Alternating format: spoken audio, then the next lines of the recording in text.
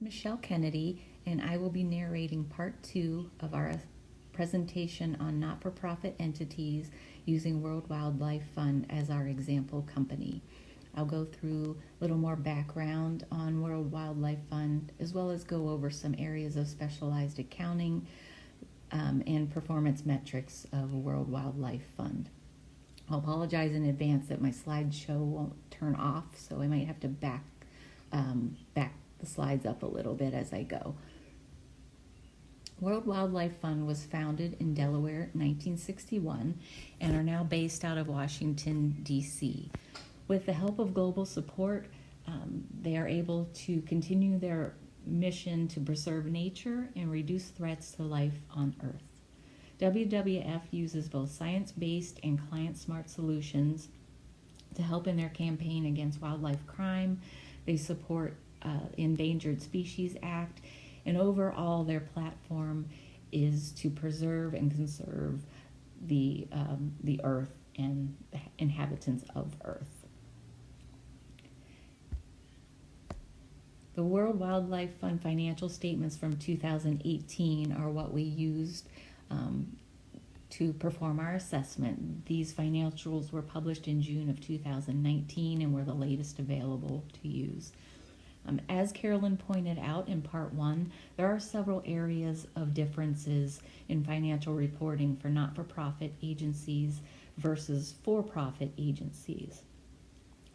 The first of these differences is a statement of financial position. And what this is what we're normally used to seeing as a balance sheet on the financial reporting. It summarizes the assets and liabilities, and it actually changes up the financial equation from what we're used to seeing. Typically, we see the financial equation as net assets equals liabilities plus shareholders' equity.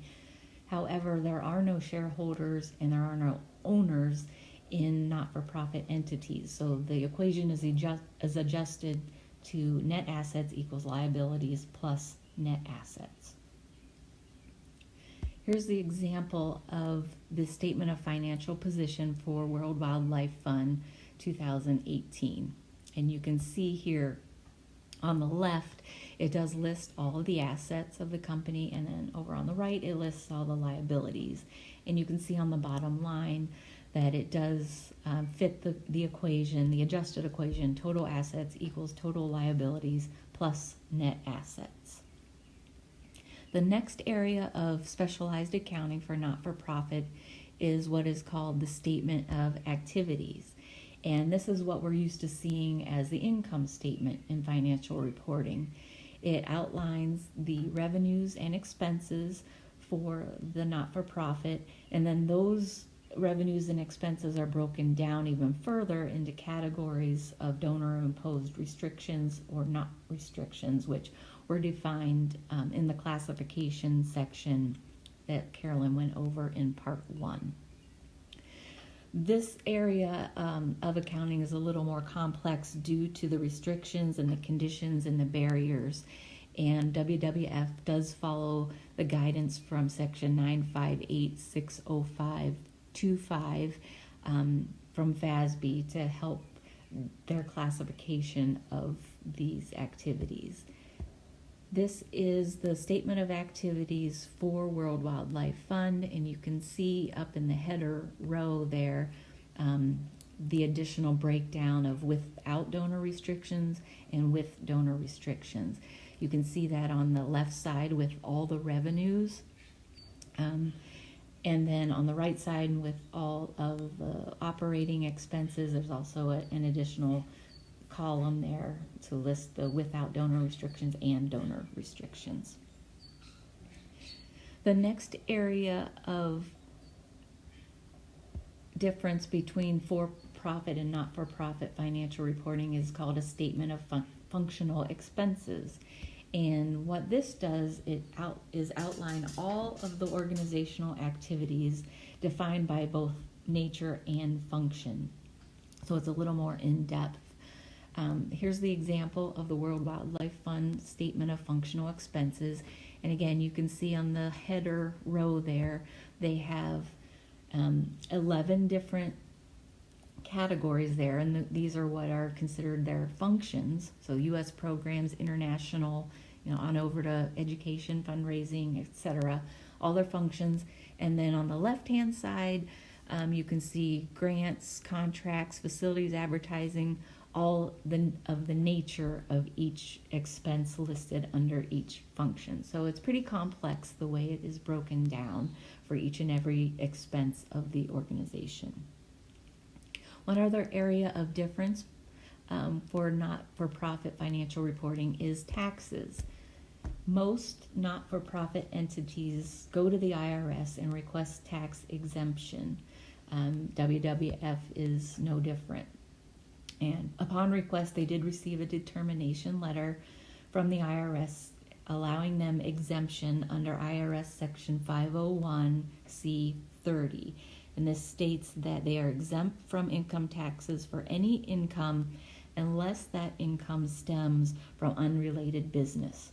So any income that does not go toward their mission, a grant or a contribution, anything not related to their mission statement is seen as unrelated business, and therefore those amounts they would need to file taxes on.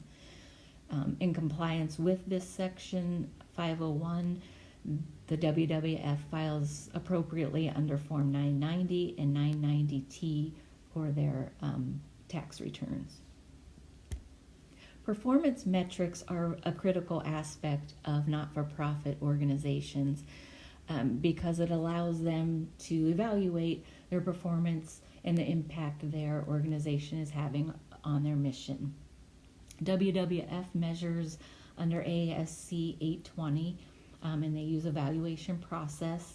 And although all areas of the organization are important for valuation, some of the most important parts for NFP, not-for-profit, are investments, gains and losses, and net asset valuation. So WWF follows the ASC 820 guidelines for fair value measures, which are where a price would be the same as if an asset was sold or received if an asset was sold, or the price paid for a liability that was transferred. They also use quoted prices for similar assets or similar liabilities for valuation measurements. They use input on any observable data that is available to them. And then sometimes their funding can be under a contract. So if they have funds or a grant that is received under contract, then they have to use any specific contractual terms listed in that contract that they receive when they receive the money. In addition, the valuation process also entails implementation of comparables of reported benchmark performances. They can use similar organization benchmarks, and they go through each and every fund that they have in their platform and do a performance metric on each area, each segment of their organization. They also review existing audit reports for valuation, and they also use what is called an SOC, Service Organizational Controls. These are reports that are put out that provide additional guidance to perform valuation on either an annual or semi-annual basis. WWF also uses relevant news in the financial press, as well as participate in conference calls and internally and externally with their grantors and investors to perform their valuation metrics. As far as net asset valuation goes, WWF uses guidance from ASU 2009-12 to assess fair value versus market value and any impairment testing that is needed. Overall, the value of having a not-for-profit organization is extremely positive. With the opportunity of having global awareness and global support, a not-for-profit agency that performs well is able to have a profound impact on their overall mission. WWF is an organization that supports causes that both Carolyn and I are deeply passionate about, which is why we chose them for our example company. And we hope that you enjoyed or learned something about not-for-profit agencies from this presentation. All of the pictures that were used in the presentation were taken from the WWF, either website or their financial statements. And this now concludes part 2 of our presentation on not-for-profit. We thank you all for your time and attention to this presentation. Signing off for Group 6 for Carolyn George and Michelle Kennedy. Thank you.